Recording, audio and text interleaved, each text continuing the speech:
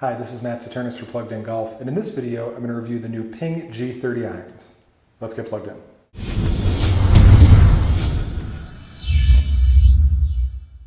One thing that PING is masterful at is, with every new iteration of the G series iron, they keep the key components, the forgiveness, how easy it is to hit, but they always add a little something new.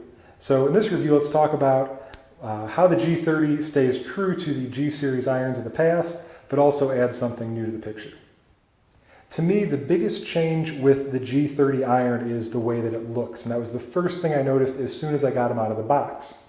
I was expecting these soles to be as big as they've been in the past, which is really wide, and they aren't. They're really significantly smaller than past G series irons.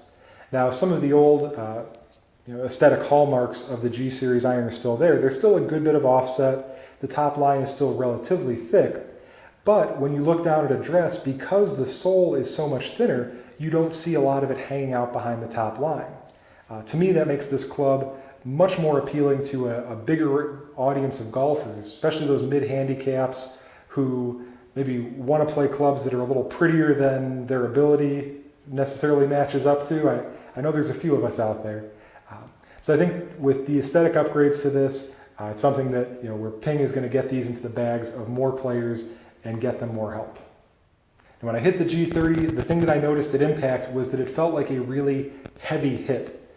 What I mean by that is so many of the irons these days, and clubs in general, are using really, really thin faces and unsupported faces to get more ball speed. And the G series iron does have that in the longer irons. But the problem with that is sometimes you get a feel that's really hollow or just kind of crummy or cheap feeling. But with these G series, with these G30 irons, the hit feels really heavy, really solid, more like using a sledgehammer, hitting the ball with something that's really solid and well put together, rather than something that is cheap and thin. As far as feedback, as you've probably noticed with most G series irons, if you've played them in the past, the feedback is not pinpoint.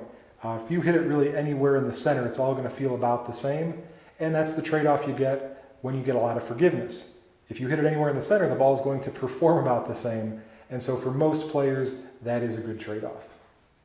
Now, in terms of performance, the G series iron still delivers all of the things that you really expect from a G series iron. It's really easy to hit up in the air, really consistent in terms of launch, distance, ball flight, shot shape, and it's just super easy to hit straight.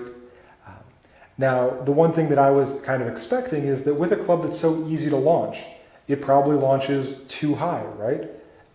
Well, I took this out and put it up against my I-25s, which are my gamers, and actually these launch at the same trajectory as my I-25s. So just like with the G30 Hybrid, PING's found a way to make this club launch sufficiently when you hit it a little thin.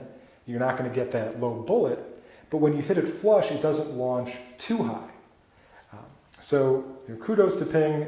As always, they make a G series iron that just is super fun to play. It's easy to hit. Players of any ability could play this club and really have a good time with it. Something that I think also with the changed aesthetics, it kind of rounds out their iron lineup a little bit better. They've got that Karsten iron now for that super game improvement player who wants hybrids, wants every bit of distance they can get, doesn't mind the really big clubs. And of course, the I-25 and the S-55 are there for the better players. And now that G series iron, this new G30, instead of being out on the end with the Karsten, kind of slides right in between the Karsten and the I-25. So if you want a little more help than that I-25 can give you, you can play this and not make any really big aesthetic sacrifices. If you have any questions about the PING G30 iron, please post them down below and I'll be happy to answer them. And if you like the video, please give it a thumbs up and subscribe to our YouTube channel. You can also follow Plugged In Golf on Twitter, like us on Facebook, and check out pluggedingolf.com for more great golf content. This has been Matt Saternus. Thanks for watching.